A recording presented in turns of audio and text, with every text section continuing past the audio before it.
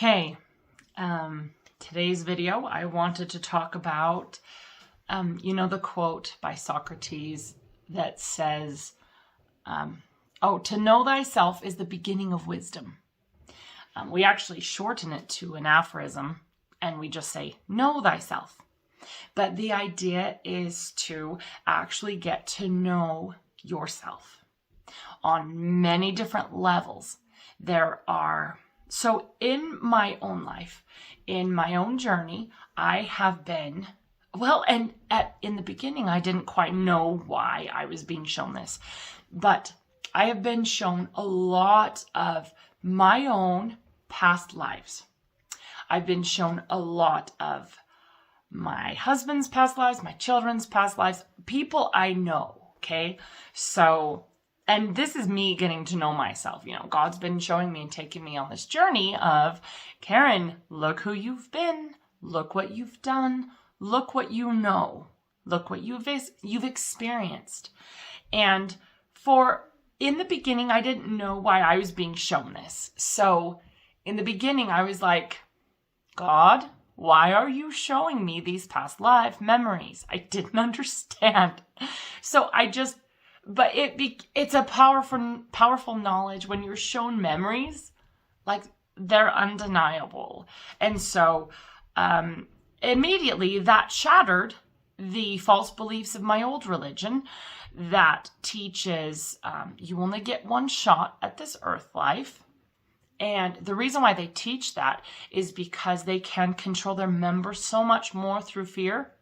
So if you believe you only get one shot at earth life, and what you do on this earth life makes all the difference of how you will be in the next life.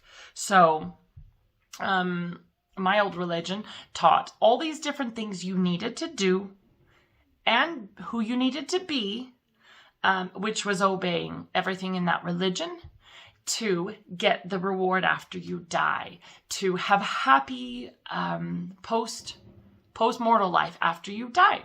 And if you believe this is your one shot and your religion teaches you have to do all these things or you won't have the glory after you die if you don't do these things. Fear will drive members to spend. Yeah, let's not get into that. But so that's why a lot of religions on the earth today, they don't want you knowing who you are, more so, because knowledge is power. Knowledge is power. When you have a knowledge of who you are, a greater knowledge of your spirit, for me, past lives where I've lived, just, how do you say it? More knowledge about everything, but especially your connection to everything. Then you can get to know God better. So you've got God here, or more like there, I can't show it in the camera. Getting to know God without knowing who you are. There's going to be a lot of disconnect because knowing yourself, connecting with yourself, learning what are my spiritual gifts? How am I connected to God? What are the things that make me, me? What are some of the soul plans that I came down to do? What did I sign up to do? Do you know what I mean? And so, getting to know yourself, I would say it's almost a precursor to getting to know God more. Because if you don't know who you are, you're just like, well, I'm just kind of this person. I'm just kind of this 3D being, and these are my physical parents. If that's all you know, then how are you going to get to know this infinite, powerful, God, creator? How you have to know yourself to even begin to understand the connection between your own infinite God within that came from this creator. Okay. And for me, again, going back, I've been shown a lot about lives that I have lived on this planet. And it has expanded my vision. No, sorry. It's expanded my knowledge of who I am. And for many people, I used to think, well, this isn't important for many people.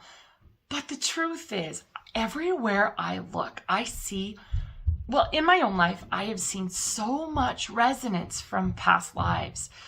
And if you actually know yourself more and you start to learn some of the people you've been, some of the places you've lived, you can actually start connecting the dots. Your puzzle of life, your puzzle of who you are, why you think the things, why you feel the things, starts to get put together. Okay, so there's a lot of blank holes and we go, I don't get this. But as you get to know yourself better, and for me, and for other people, this might be very helpful to learn more about their past lives. I haven't pushed this on people because a lot of people are just so weirded out. Like, I would say a lot of Christianity and kind of here in America, a lot of Christianity and other religions don't teach this. They don't want you to know you've been here before. They want you to think this is your one life type of thing. And what I see, okay, so this is so interesting. I love talking about this. I see the resonance in a lot of people. And okay, let's just give an example. I have always been super drawn to, oh, interesting. I wasn't going to mention that. I have, well, I guess I'll mention this. I have always been drawn to, it's, okay, hang on. Okay, so I have always been drawn to Henry VIII and his time period. I didn't know why, but I've always loved it. And I've gotten books on it, and I've researched in history books. I've just done tons of research on this subject because it's always interested me. And I never really questioned why, like, he was kind of a yucky man, and chopping off his wife's heads and not getting his son and so many different things. And it's not the most beautiful story, but I've always been drawn to it. And so I can't tell you how many books I've checked out from the library about this time period and about King Henry VIII. It's almost like I've tried to get my hands on everything I could regarding that time period. And I've just been fascinated learning about that. So anyway, I just learning tons about that time period, being super interested. Anyway, so God showed me through a past life regression. I had memories. I was actually kind of surprised. I shouldn't have been, but I was still surprised. I had memories. So God brought in memories where I was a scullery maid in King Henry VIII's castle. So I saw these memories. My life wasn't beautiful.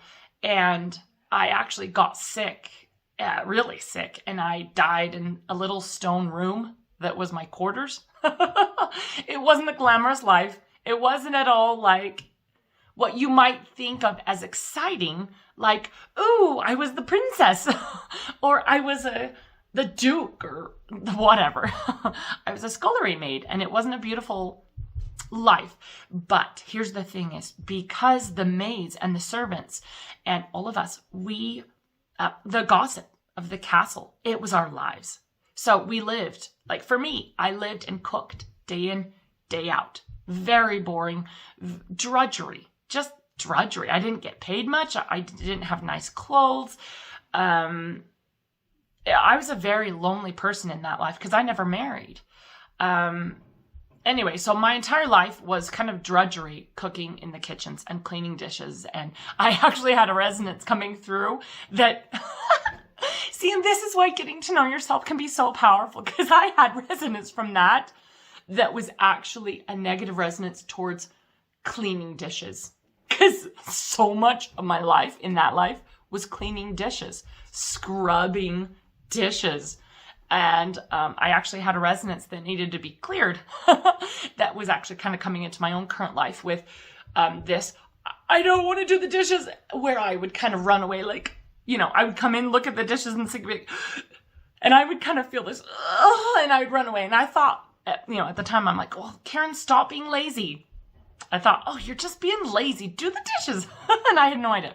This is why knowing yourself is so powerful.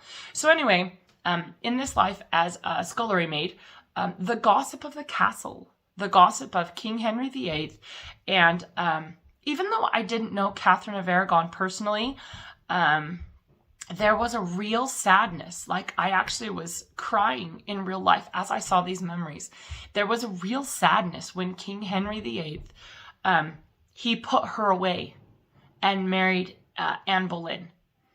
And I didn't know her personally, but I felt very connected to Queen Catherine of Aragon from Spain. Anyway, so there was a real heartbreak. I actually saw the scene from the sidelines, as much as a scullery maid can, of Anne Boleyn's procession into the city as the new queen, and something in my heart was kind of broken, because I knew it was wrong.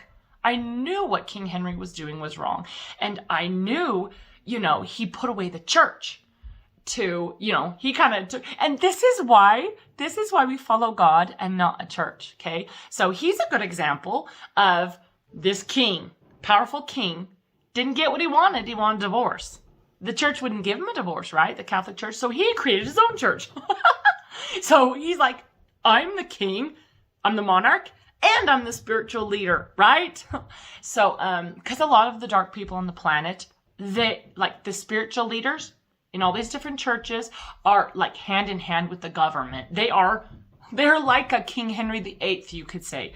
And they're all kind of together, which makes sense because they feed off each other. Like, there's a lot of trading and just dark connections. And anyway, so this life that I saw as a scullery maid, what I want to say here is, was it super important that I see these memories? I mean, is this like massively important to me as Karen Ford? Do I focus on these memories? Like, do I become obsessed with that life? No. But God still brought those memories forward for me to see. I didn't know I was going to see those memories. The reason why, for me personally, was to see some of the resonances that were coming through in my own life. To see, oh my goodness. And so, even just this example, I started to see more clearly, that's why I've been obsessed with that time period. Like, I've just been obsessed with all these queens. I didn't know why, because even when I would study, I'm like, King Henry VIII was unsavory, and a lot of the women, Anne Boleyn, and, everyone's different, and they all have their reasons, but a lot of these characters just weren't savory characters. There was a lot of grasping at power and blech, and seducing the king and all this stuff. But knowing that used to be my life, like the gossip of the king and his mistress is pregnant, and this child, what's going to happen with the succession, because he had a child with his mistress, and it was my life then. And so that's why I actually can see, again, this particular life isn't super important to Karen right now. It isn't. Okay? That was a long time ago. I am Karen Ford right now. So you don't want to get lost and confused in your past lives, but knowing more so you can hear God clearly when he talks to you about, oh my goodness, the reason why you're being guided to this country, a certain time period in history, events in history, ancestors.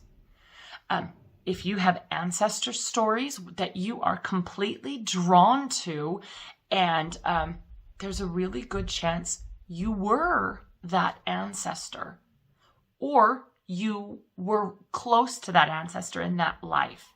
If you are drawn to World War I and, you've been drawn to the French side of, the trench battle, the trench wars, and you just resonate with, say you watched a movie or you've learned history and things, you're just drawn to the French side of World War I, and in the trenches, there is an extremely good chance you were a French soldier in those trenches. And knowing thyself is, even you may not need to see memories from that French soldier life. You may have died at 19, and that life is kind of inconsequential to who you are now. But knowing yourself more and being connected to God and saying, I feel this connection. Why am I being drawn to World War I in these trenches? And he can come in and teach you, you were a soldier in that war. And then you can even ask, do I need to see memories? And then you may get a no, but understanding more of who you are. So I had this kind of come to me. So, okay, this is actually a good example. So I know someone personally in my King Henry VIII life. Okay, when I was a scullery maid, I knew someone I know personally now was a courtier. Sorry, that's the wrong word. A lady in waiting to the Queen, to Queen Catherine. Okay, and I was shown this.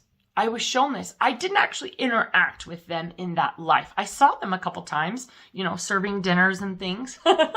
My life wasn't very glamorous then. But this person I know in my life now, very, very very entrenched in the LDS doctrine, the LDS world. And you're crazy, past lives are not real, like you're nuts, you left the one true church, very much like that. Well, this person that I know, so I've been shown kind of this greater picture of them, and there is a disbelief, massive disbelief, big wall.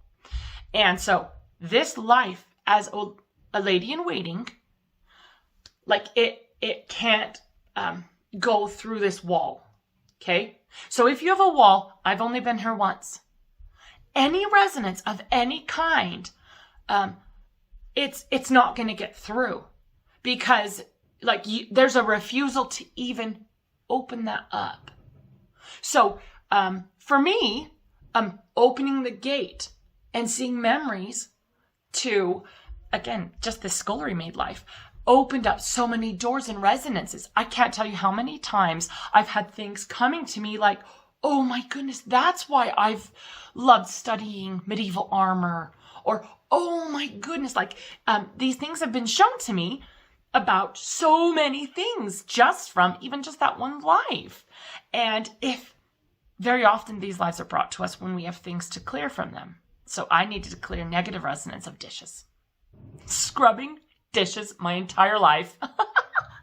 I was kind of born into this scullery maid stuff, and it was a miserable scrubbing and cooking. And I actually had some resonances to clear. There was actually a couple cords from that life of negative resonance. So I cut those and healed that chunk. Anyway, so, like I was saying, this person that I know that there's a refusal when you've got a wall, like past lives aren't real. I put up my wall. I never want to know more, because you won't get more. Like, you shut yourself down. You won't get more. And you guys, it is so fascinating. It is so fascinating. I just got to say a bit here. So, my husband and I have been shown so many beautiful and powerful witnesses of many of our past lives. My husband, and we see this in others. Oh, it's so fascinating, because there are people, let's just say, if you are drawn to an event in history, really drawn to it, and you just are absorbed, so fascinated and interested in this thing in history, there's a really good chance you were there Okay. And it's so interesting to see. My husband, he has been very different from me. He has had many, many lives. Part of his plan, he's chose to, the word incarnate. I don't love that word because it makes you think of the incorrect reincarnation word. It's taught incorrectly. So instead of saying reincarnate, because a lot of people get reincarnation? You can't come back as a cow. No, you cannot come back as a cow. Not when you've been this complexity, the complexity of a human. So anyway, my husband has had many different lives in the Orient, Chinese, Japanese, and I haven't had as many lives there. I actually, we were shown a life where he and I lived in Japan, and we were married, and it was beautiful. Some of the numerous people from our lives were in that life too. But anyway, so he's always been drawn to Oriental everything. The languages, the people, the customs, the climate, the food. He has always loved sushi and all these things. And he getting to know himself more, like, and seeing his own memories. It's like it's going back to know thyself. Now he has this broader picture of, oh my goodness, that's why I'm drawn to this. That's why I resonate with, that's why I love sushi. That's why I resonate with the Oriental music and samurai swords and all these different things. Cause he actually fought in numerous skirmishes, where people were invading the villages. And my son actually was there too. My son now, one of my sons, was his brother in that life. And we actually had past life energy to clear for my son. But because my son cannot, he's too young to do past life regression. You don't want to do past life regression on children. They can't handle it. You don't want to be bringing up big, heavy energy of them being burned at the stake. Nope, not for children. 17, 18, 19. When they're older, they can have a past life regression. But seeing your memories, kids may have dreams.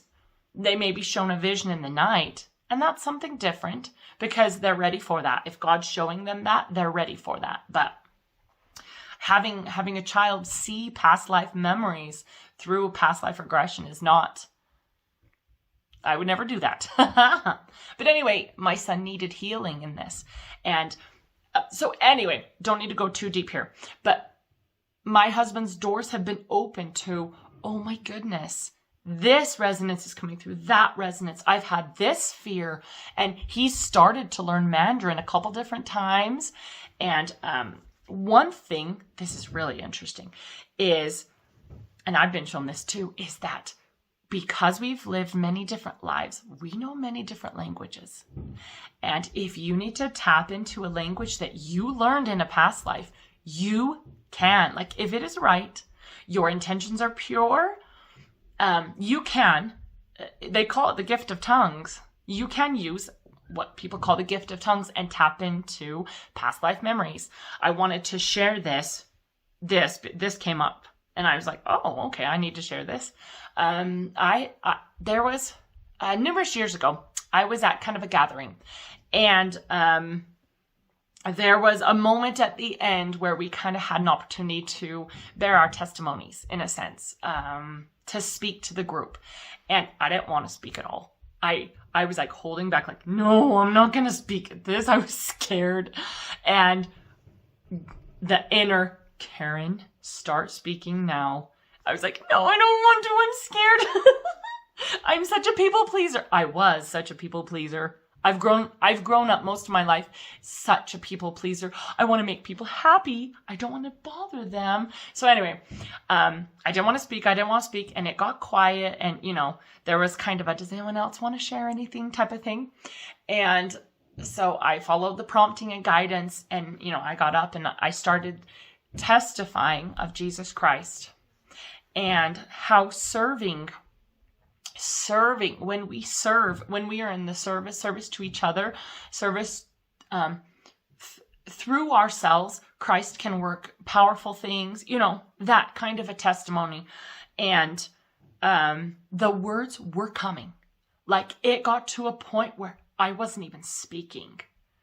Okay? It was so powerful, you guys. It was so powerful because in this moment, God was absolutely, Jesus Christ, I would say, was absolutely speaking through me. The words were flowing. I wasn't thinking at all of thinking of what to say. It just flowed and my heart was on fire. And it was so beautiful, this testimony and the truths I shared about our Savior, Jesus Christ.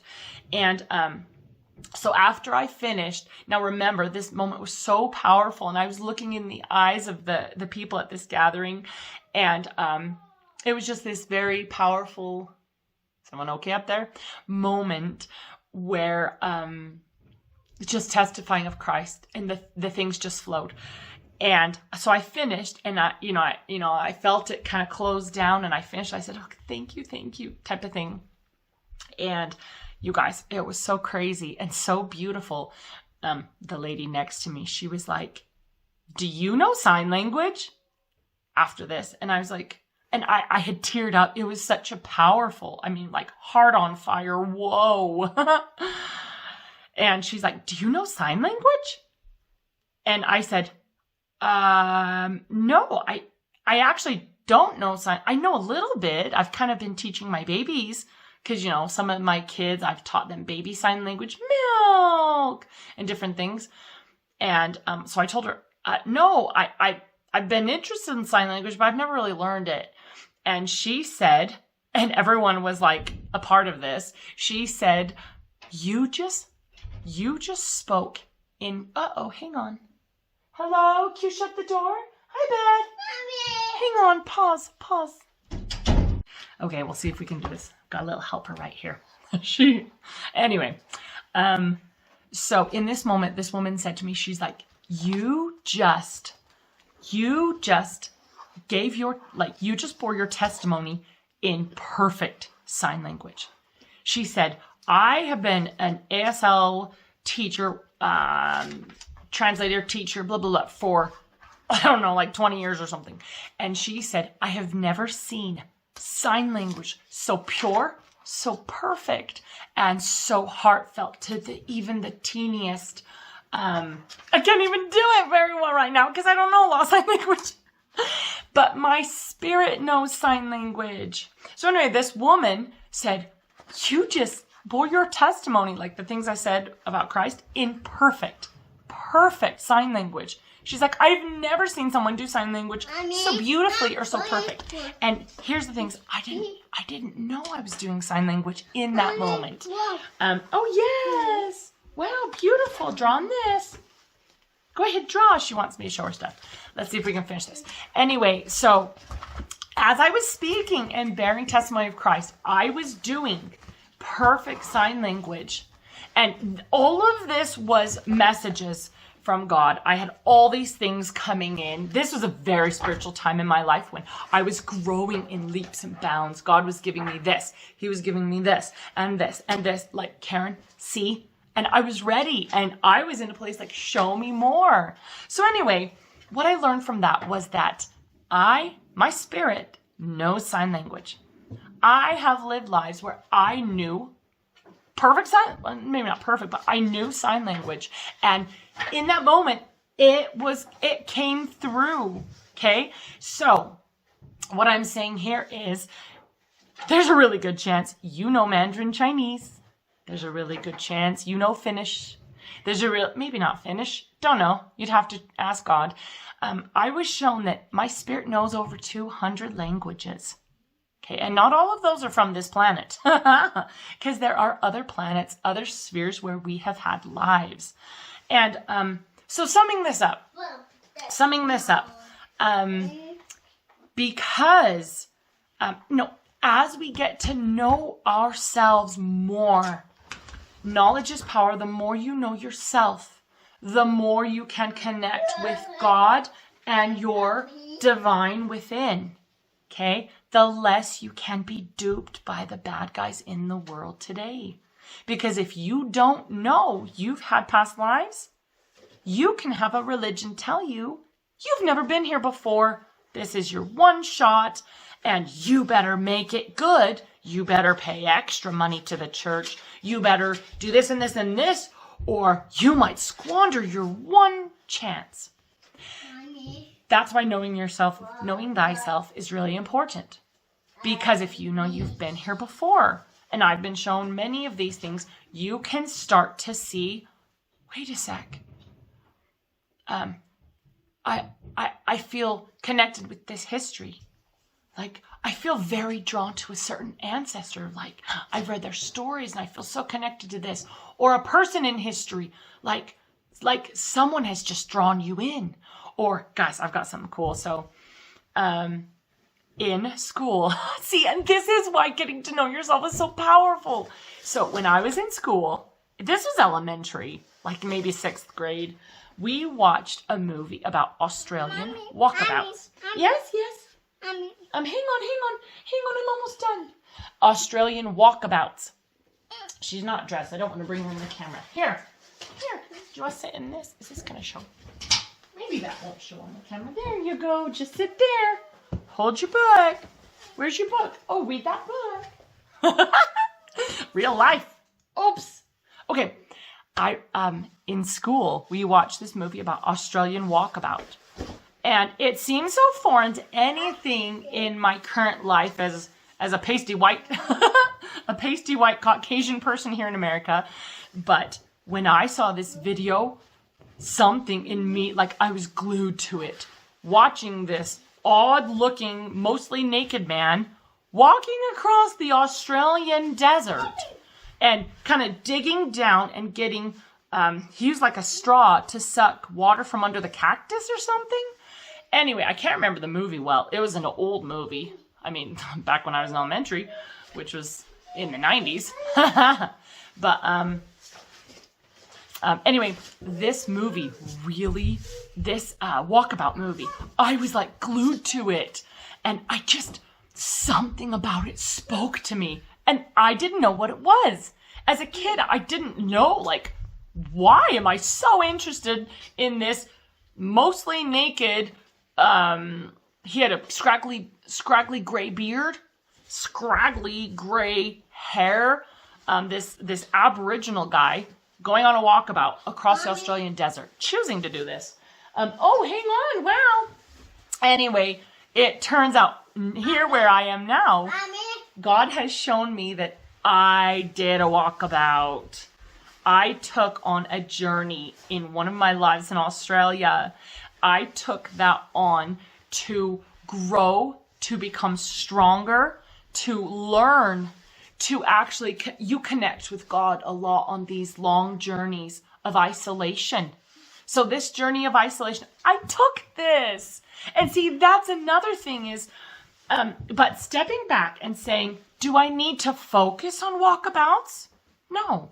Do I need to become obsessed with Australian history? No. But knowing, I haven't been shown the memories. God just told me, Karen, you too have taken this walkabout journey. Are you okay, girl? You've taken this journey. And so anyway, summing up, know thyself. If it is in your divine plan to know more about your past lives, pray about it. Pray. Go to the source and say, do I need to know more? Is there a specific life you need me to know more about? Right? Oh, she's not dressed. I don't want to bring her in the camera. Hang on. But, so that's my main thing is knowing thyself. The more you know about yourself, the less you can be duped by the bad guys. The less control they have over you. And knowing yourself spiritually, because you bring gifts. Hang on. You bring gifts from your past lives into this life.